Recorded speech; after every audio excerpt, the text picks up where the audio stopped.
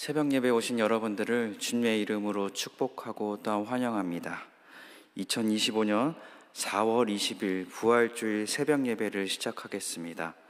사도신경으로 우리의 신앙을 고백하겠습니다. 나는 전능하신 아버지 하나님, 천지의 창조주를 믿습니다. 나는 그의 유일하신 아들, 우리 주 예수 그리스도를 믿습니다.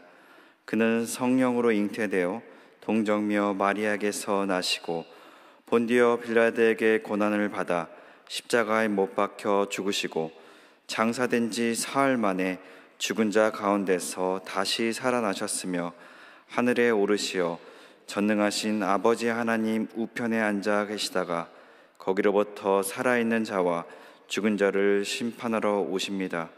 나는 성령을 믿으며 거룩한 공교회와 성도의 교제와 죄를 용서받는 것과 몸의 부활과 영생을 믿습니다. 아멘. 찬송가 160장 무덤에 머물러, 찬송가 160장 무덤에 머물러 찬양하시겠습니다.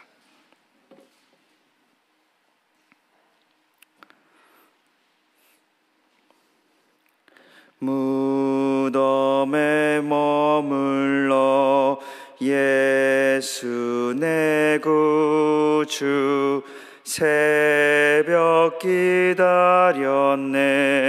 예수 내 주 원수를 다 이기고 무덤에서 살아나셨네 어두움을 이기시고 나와서 성도와 함께 길이 다스리시네 사셨네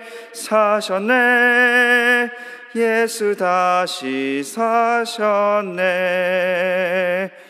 헛되이 지키네 예수 내 구주 헛되이 봉하네 예수 내 주 원수를 다 이기고 무덤에서 살아나셨네 어둠을 이기시고 나와서 성도와 함께 길이 다스리시네 사셨네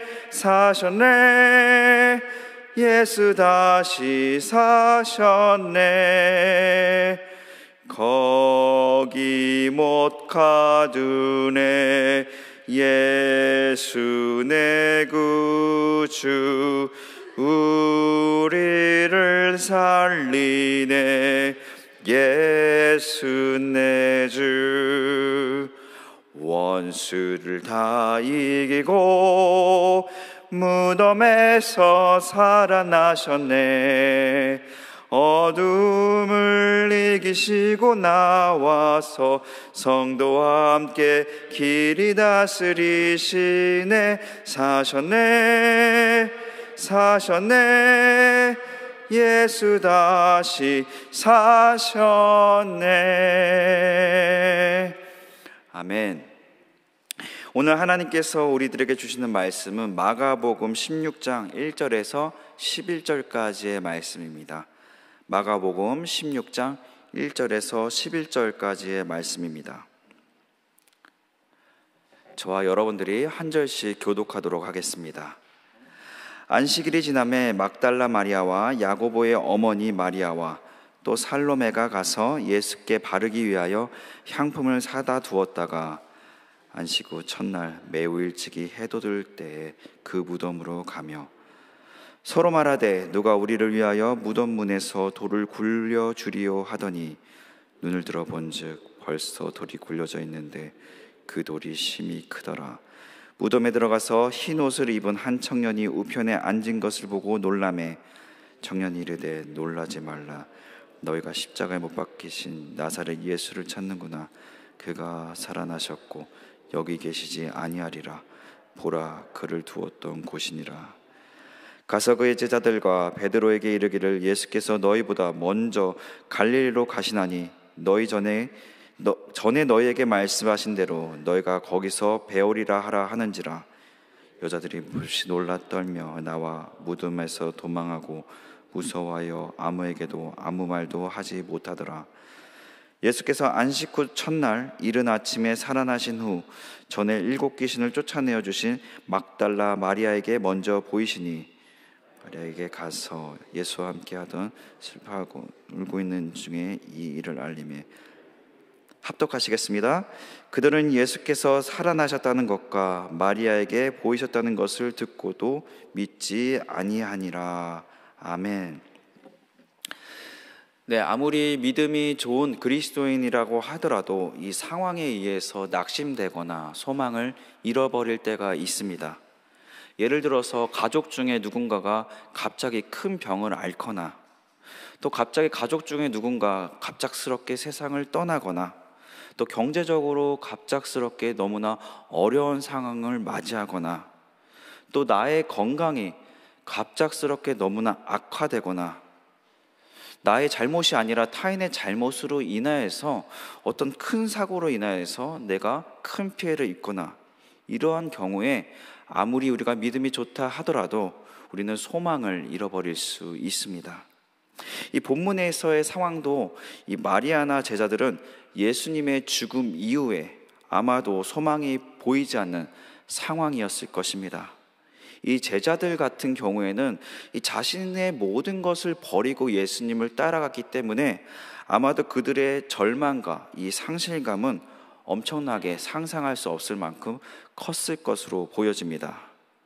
그러나 우리가 어떠한 상황에서도 우리가 잊어서는 안 되는 것은 예수 그리스도께서는 어떠한 상황에서도 언제나 우리의 영원한 소망 되신다는 것입니다. 그렇다면 어떠한 상황 속에서도 영원한 소망 되시는 예수님을 바라보는 삶이란 무엇인지 오늘 본문을 보면서 살펴보도록 하겠습니다. 첫 번째로는 소망이 보이지 않아도 끝까지 주님을 따라가야 합니다.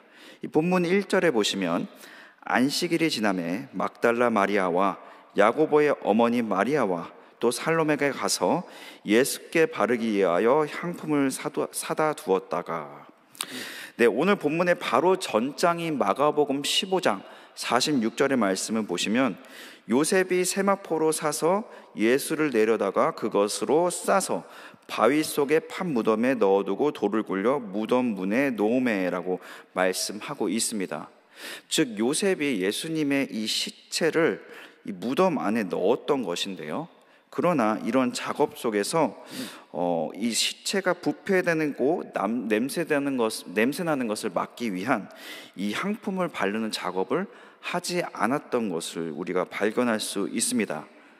그리고 이어서 마가복음 15장 47절의 말씀해 보시면 막달라 마리아와 요새의 어머니 마리아가 예수 둔 곳을 보더라라고 말씀하고 있습니다. 즉 아마도 요셉의 첫 매장 때에 향품을 바르지 않은 것을 오늘 본문에서 보았던 여인들이 보았기 때문에 이 여인들은 예수님의 시체에 향품을 바르기 위해서 그 무덤으로 갔던 것이었습니다. 그러나 여기서 우리가 주목해서 보아야 할 것이 있습니다. 이미 예수님은 죽으셨고 이 제자들은 소망을 잃고 그저 숨어만 있었습니다. 그러나 오늘 본문에 나오는 세 여인들은 예수님의 제대로 된 장례를 치르기 위해서 무덤까지 갔던 것이었습니다. 그 결과 부활하신 예수님을 남성 제자들보다 먼저 경험하게 됩니다. 이 신앙이라는 것은 상황 때문에 멈춰지면 절대 성장하지 않고 퇴보할 수밖에 없습니다. 이 제자들은 예수님께서 십자가에 못 박히실 때 뿔뿔이 도망갔지만 본문의 여인들은 십자가에서 죽으시고 무덤에 매장되는 순간까지 따라갔습니다. 더 나아가서 예수님이 매장된 그곳에 향품을 바르기 위해서 옵니다. 그리고 그곳에서 부활하신 예수님을 접하게 됩니다. 본문의 여인들은 예수님이 죽으시고 더 이상 소망이 보이지 않는 상황에서 계속적으로 예수님을 찾았고 마침내 참되고 영원한 예수님을 가장 먼저 발견하게 되는 것입니다.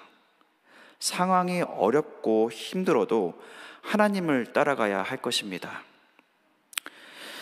그렇다면 현대를 살아가는 우리에게 하나님을 계속적으로 따라가는 삶이란 무엇일까요?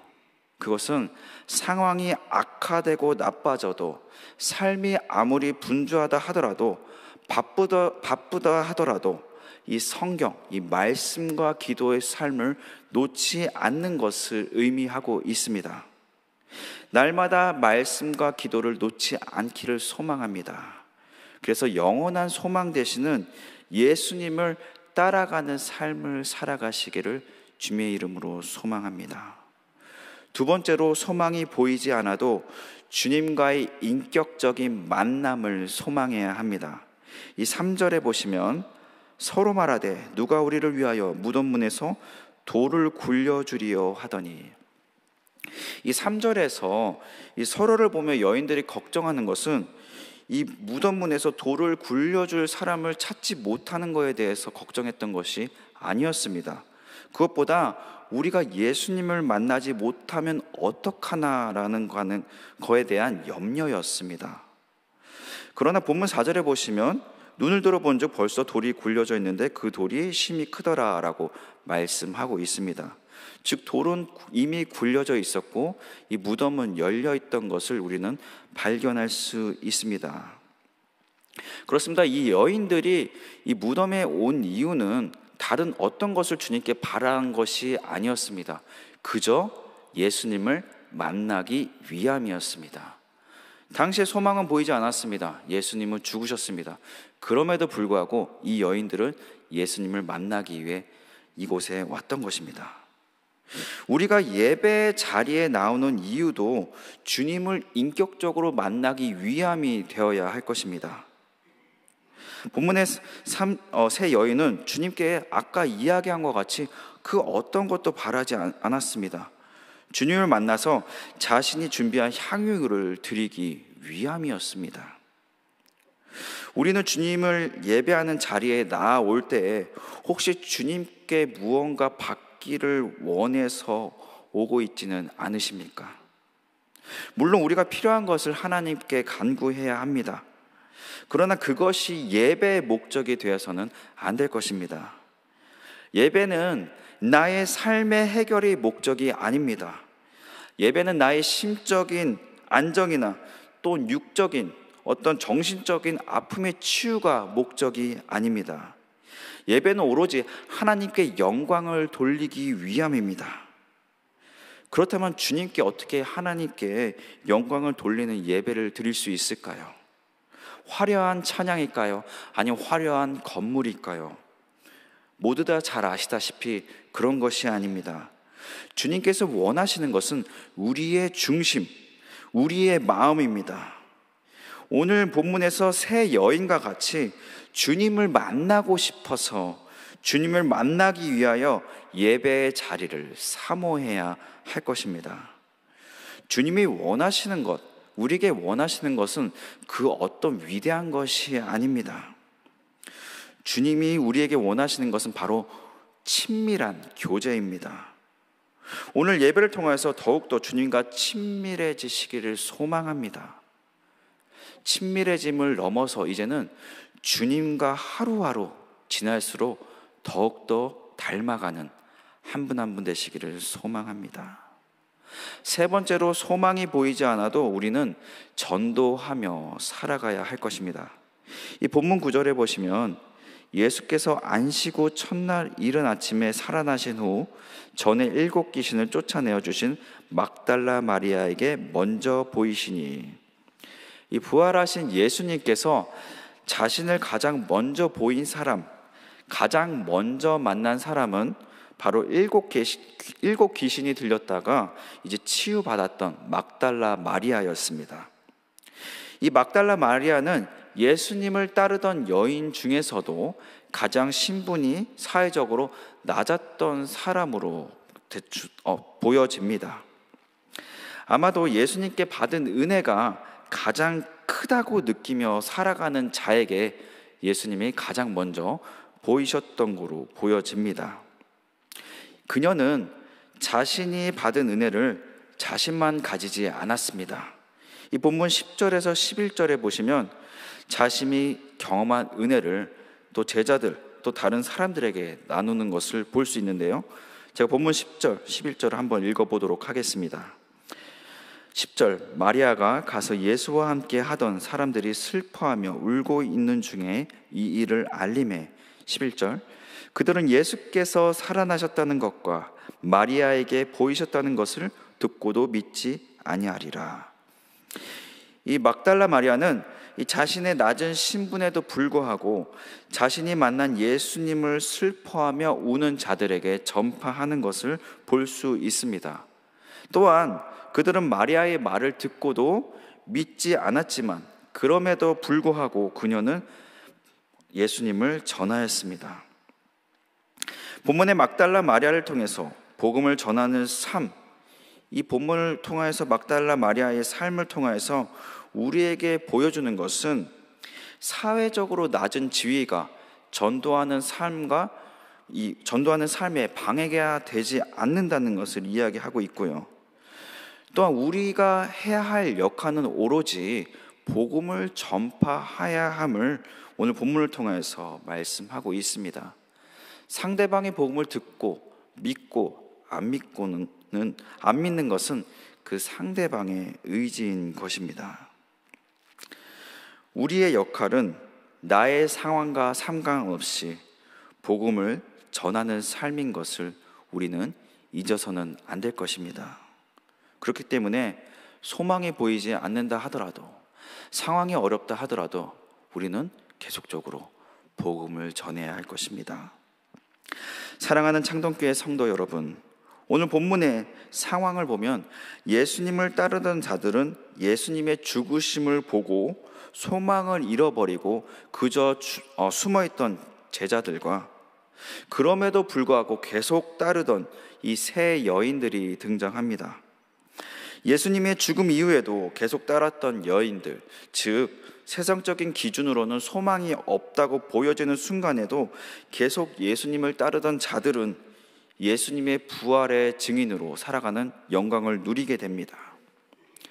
인생의 여정 속에서 너무나도 앞이 보이지 않고 깜깜한 순간으로 소망을 잃어버리는 순간들이 있습니다. 그러나 그러한 상황에서도 우리는 예수 그리스도께서 소망 되심을 잊어버려서는 안 될 것입니다. 예수님의 부활은 우리 모든 믿는 자들에게 이미 승리를 주셨다는 것을 의미합니다. 예수님께서는 분명히 부활하셨습니다. 그 의미는 우리는 이미 승리하였다는 것입니다. 어려운 상황에서도 흔들리지 않고 날마다 주님을 예배하십시오. 날마다 주님을 찾으십시오. 날마다 주님과의 인격적인 교제를 이뤄가시길 소망합니다. 날마다 주님 복음을 선포하시는 삶을 살아가십시오.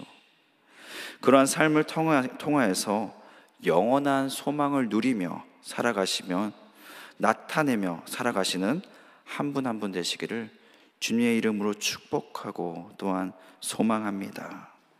기도하겠습니다.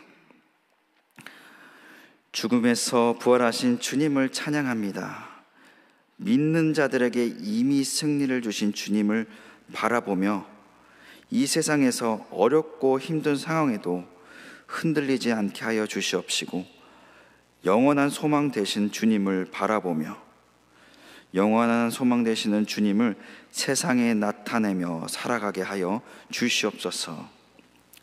지금은 우리 주 예수 그리스도의 은혜와 아버지 하나님의 사랑과 성령님의 감화교통 역사하심이 이미 승리를 주신 주님을 찬양하며 세상에 나타내며 살아가기를 다짐하는 모든 창동교회 성도님들 위에, 열방에서 주님을 예배하는 모든 교회 위에, 각 지역, 종족, 나라에 퍼져서 복음을 선포하시는 선교사님들과 가정 위에 이제로부터 영원까지 함께 하시기를 간절히 축원하옵나이다. 아멘. 네, 오늘은 예배와 한국 교회를 위해서 기도하는 날입니다. 이 창동교회에서 드려지는 예배를 통하여서 주님 홀로 영광 받아 주시옵소서. 또 오늘은 부활주일로 예배가 드려집니다. 세상의 문제로 인해서 부활하신 예수님, 이미 승리한 것을 잊지 않게 하여 주시옵시고 영원한 소망 되신 예수님을 붙들며 살아가게 하여 주시옵소서. 또한 예배에 오신 모든 분들이 주님을 인격적으로 만나고 변화되는 시간 되게 해달라고, 또 오늘 말씀을 선포하시는 우리 김원삼 목사님 성령 충만함으로 담대하게 복음을 선포하게 해달라고, 성령님 오늘 김원삼 목사님을 사용해달라고 이 시간 기도해 주시길 소망합니다. 또한 오늘 말씀과 같이 세상적으로 소망이 보이지 않아도 끝까지 주님을 따라가는 자로 살아가는 능력과 지혜를 허락해달라고, 다 함께 주님의 이름 한번 외치시고 기도하시겠습니다. 주여, 주여. 하나님 아버지, 이 시간 부활 진리로 주님을 예배합니다. 부활하신 주님, 우리를 위해서 십자가에 못 박히시고 부활하신 주님 감사합니다. 하나님, 우리의 영원한 소망 되시고 우리의 영원한 기쁨 되시는 그 주님을 우리가 날마다 바라보게 하시고 하나님의 상황에 흔들리지 않게 하시고 주님을 날마다 예배하며 살아갈 수 있도록 성령님 우리의 삶을 주장하시고 인도하여 주시옵소서. 주여, 우리의 삶을 함께하여 주시옵시고 주님 날마다 주님과 동행하는 삶을 살아갈 수 있도록 인도하여 주시옵소서. 하나님, 오늘 주일입니다. 거룩한 주일, 주님의 예배에 나오는 모든 성도님들 하나님 그냥 왔다 가는 분도 한 분도 없게 하여 주시옵시고 하나님 주님을 인격적으로 만나고 변화되는 시간 될 수 있도록 성령이 은혜를 내려 주시옵소서.